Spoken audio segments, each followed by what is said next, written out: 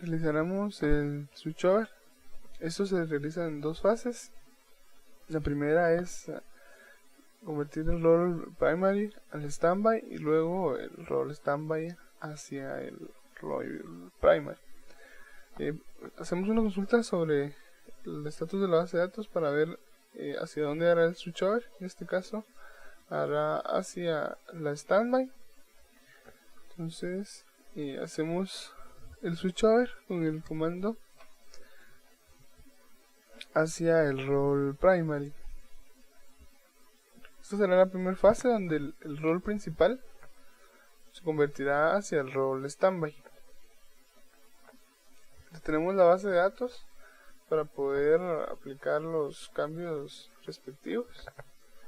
Le iniciamos en estado mount, ya que solo así es como podrá activar los redo log y poder hacer la réplica. Volvemos a ver el status del switchover y vemos que ha cambiado, que esta vez se realizará el switchover hacia la base principal.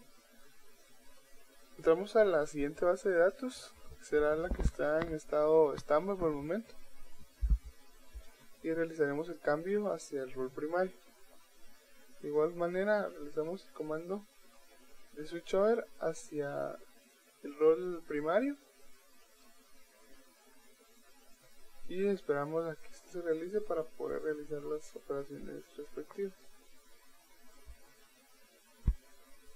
Como podemos ver, ya que tenemos el cambio de roles, entonces podemos abrir la base de datos, ya que este rol puede tener la base en modo open, ya que así es como trabajará y transportará los redo log.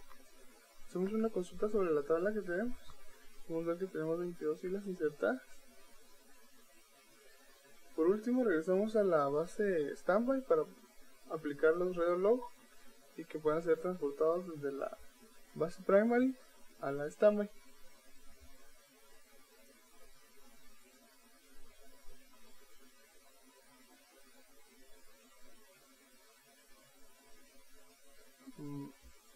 Realizaremos una consulta sobre los datos de la base de datos que ya teníamos, pero como podremos ver, como la base de datos está en modo mount, quiere decir que no está abierta, lo que no permite realizar consultas sobre los datos.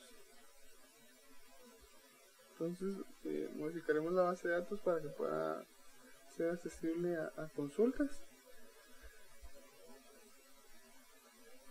Iniciamos la base de datos en mount y realizamos el alter database en open read only. Eso nos permitirá poder hacer consultas hacia la base de datos y que la base de datos siga replicando los datos por medio de los redo log.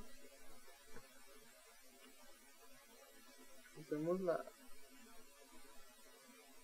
instrucción que hace que los redo logs sean aplicados, y por último realizamos la consulta para verificar que la base de datos esté en modo open y poder hacer queries sobre esta base de datos, que en este caso tendrá el rol de standby.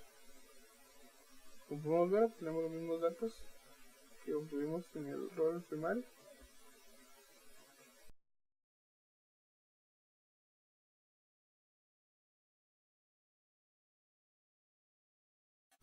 Realizaremos la operación de failover, simulando que la base de datos en el rol primary ha tenido algún error, por lo que es necesario cambiar este rol, realizar un failover para poder recuperar la información y tener la disponibilidad en la base de datos.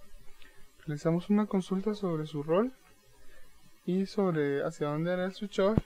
En este caso lo haremos sobre la base standby, que será la que debemos cambiar después de que la primary sufrió un error.